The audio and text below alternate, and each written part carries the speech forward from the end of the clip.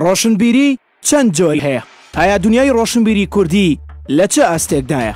فەیلسوفی زمان نوام چۆمسکی لە پەیوەست بە ڕۆشنبیریدا دەڵێت ڕۆشنبیری یەک جۆری هەیە، ئەویش ئەو جۆرەیە کە لە دەسەڵاتدا نییە. لەم ناساندن و شێوە تعبیرکردنەدا نوام چۆمسکی دەیەوێت بڵێت دەسەڵات بە بەردەوامی بە دوای ڕەوایەتیدانە بە شتانەی دەچنە خزمەتی خۆیەوە. ڕۆشنبیریش بە پێوەری ئەوەی خاوەنی ئایدیای لەمەڕ دەسەڵاتە دەزانێت ماهیەتەکەی لەسەر ئاستی قازانجی زیاترە. دەسەڵات مەبەستێتی دەنگی دلێر و ڕادیکاڵ و یاخی و ڕامنەکرا و بەردەوام کب بکات لە سێکتەرەکاندا.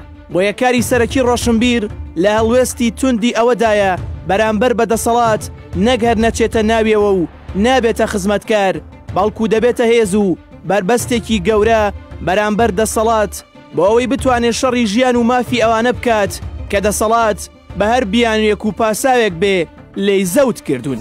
ئیبن خەلدونی کۆمەڵناس بڕوای وایە تەنها لە یەک دۆخدا دەتوانی لە مەعریفەی کۆمەڵگە و پێشەوایەتی ڕۆشنبیری بێهیوا بیت، ئەویش ئەو کاتەیە کە ڕۆشنبیر و نووسەرەکانی وڵات لە بەردەم دەرگای دەسەڵاتدا کەوتبن. لێرە بە هەڵێنجان لە قسەکانی ئیبن خەلدون تێدەگەین تا نێوان ڕۆشنبیری و سیاسیەکان پتە بێت، خەڵک هیلاکتر و ماندووتر دەبێت، چونکە ڕۆشنبیرەکان لەو حاڵەتەدا دەبنە خزمەتکاری سیاسیەکان و بەبێ لە بەرچاوگرتنی خەمی گشتی و فەرهەنگی گشتی بە ناوی ڕۆشنبیری و سەقافەتەوە لە خەڵک دەدەن تا بتوانن جێ بۆ سیاسیەکان بکەنەوە و لە دڵی خەڵکدا جێگیریان بکەن. واتە لە پێناو ئیمتیازی مادی و سوڵتە ڕۆشنبیر نوکی قەڵەمەکەی دەکاتە سەنگەرێک بۆ بەرگری لە سیاسیەکانی وڵات. زۆرجار بۆ ڕاستەکردنی ڕایگشتی ئەو ڕۆشنبیرانەی لەگەڵ دەسەڵاتدان بابەتێک دەخوڵقێنن تا ئاگایی گشتی بخەن بەلایەکدا کە کەمتر بیرت لای سەرچاوی داهات و قوتی خۆت و مافە سەرەتاییەکانی ژیانت بێ. لە کۆمەلگای عێراق و کوردیشدا بەردەوام بەرەخوازی هەبووە لە ناو دنیای ڕۆشنبیریدا.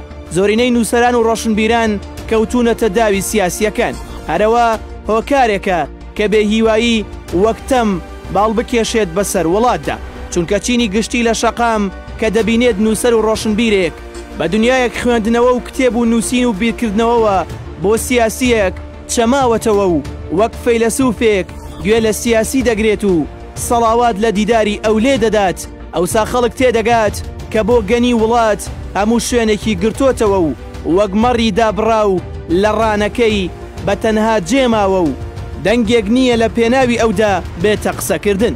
تەنانەت ئەم ڕۆشنبیرەی کە لەگەڵ دەسەڵاتە ئازاری خەڵکەکەش دەکاتە سەرچاوەیەکی تری داهات و ئازارەکەی خۆتت لە دووتوێی کتێبێکدا پێدەدات، ئەو پارە سەربار دەخات و تووشی خەمێکی زیاترت دەکات.